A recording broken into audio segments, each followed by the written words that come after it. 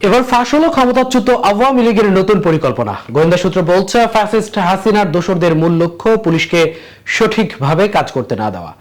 এর ফলে দেশের আইন শৃঙ্খলা পরিস্থিতি ভঙ্গুর হবে এবং অন্তর্বর্তী সরকারের প্রতি সাধারণ মানুষ ক্ষুব্ধ হবে। এ লক্ষ্য বাস্তবায়নে গত 7 মাসে সারা দেশে পুলিশের উপর 5 শতাধিক হামলা হয়েছে। পুলিশের পরিসংখ্যান বলছে, 7 মাসে পুলিশের উপর সর্বোচ্চ হামলার ঘটনা ঘটেছে মার্চে। বেশিরভাগ ক্ষেত্রে মব সৃষ্টি করে পুলিশের উপর হামলা করা হচ্ছে। এছাড়া ফ্যাসিস্টের দোসররা সোশ্যাল মিডিয়ায় প্রোপাগান্ডা চালিয়ে যাচ্ছে। বৈষম্য বিরোধী আন্দোলনের হত্যা মামলার আসামি গ্রেফতারে তৎপর থাকা পুলিশ সদস্যদের নিয়ে ফেসবুকে মিথ্যা তথ্য ছড়িয়ে মনোবল ভাঙার চেষ্টা করা হচ্ছে। ফ্যাসিস্ট আওয়ামী লীগের এই নতুন পরিকল্পনা নিয়ে থাকছে আমাদের আজকের প্রতিবেদন এবং আপনাদের সাথে আছি আমি মামুনুর রহমান।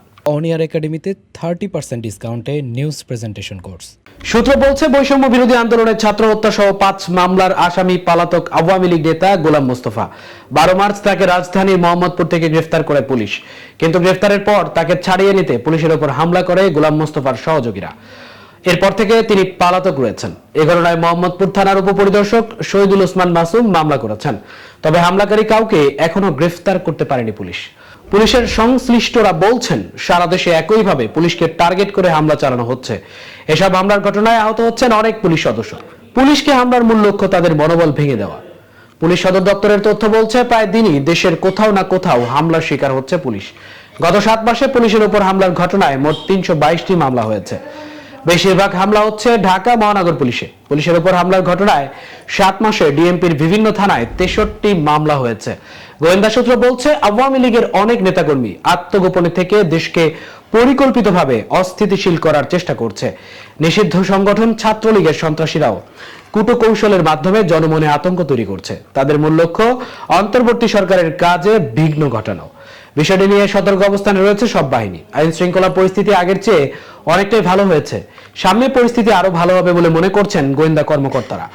পুলিশের বিভিন্ন পর্যায়ের সদস্যদের সঙ্গে কথা বলে জানা যায়, মাঠ পুলিশের দায়িত্ব পালনকারীদের মধ্যে বিরাজ করছে মব আতঙ্ক। আসামি ধরে থানায় আনার পর থানাতেও হামলার ঘটনা ঘটেছে। সবচেয়ে বেশি মব আতঙ্কে আছেন রাজধানীতে কর্মরত পুলিশ সদস্যরা। উদ্ভূত পরিস্থিতিতে পুলিশের সাবেক কর্মকর্তারা বলছেন, পুলিশকে কঠোর অবস্থানে যেতে হবে, তা না হলে এ ধরনের হামলা চলতেই থাকবে। পুলিশের সাবেক মহাপরিদর্শক মোহাম্মদ নুরুল হুদা গণমাধ্যমকে বলেন, পুলিশের কাজটাই অপ্রীতিকর। এসব ঘটনা ঘটতেই পারে, অপরাধী সুযোগ নেবেই, তবে এটা প্রতিরোধ করতে হবে। স্ট্রং অ্যাকশন হলে এগুলো কমে আসবে। অপরাধ বিশ্লেষকরা বলছেন, দেশের আইন শৃঙ্খলা পরিস্থিতি আগের অবস্থানে না ফেরার অন্যতম কারণ পুলিশের উপর হামলা। আবার এসব অপকর্মে জড়িতদের বেশিরভাগই পার পেয়ে যাচ্ছে। ফলে পুলিশের অনেক সদস্য প্রতিনিয়ত আতঙ্কে থাকছেন। বিশেষ করে অভিযানে গিয়ে তাদের বেশি সতর্ক থাকতে হচ্ছে। আজ এ পর্যন্তই। এতক্ষণ কেটিভির সাথে থাকার জন্য ধন্যবাদ।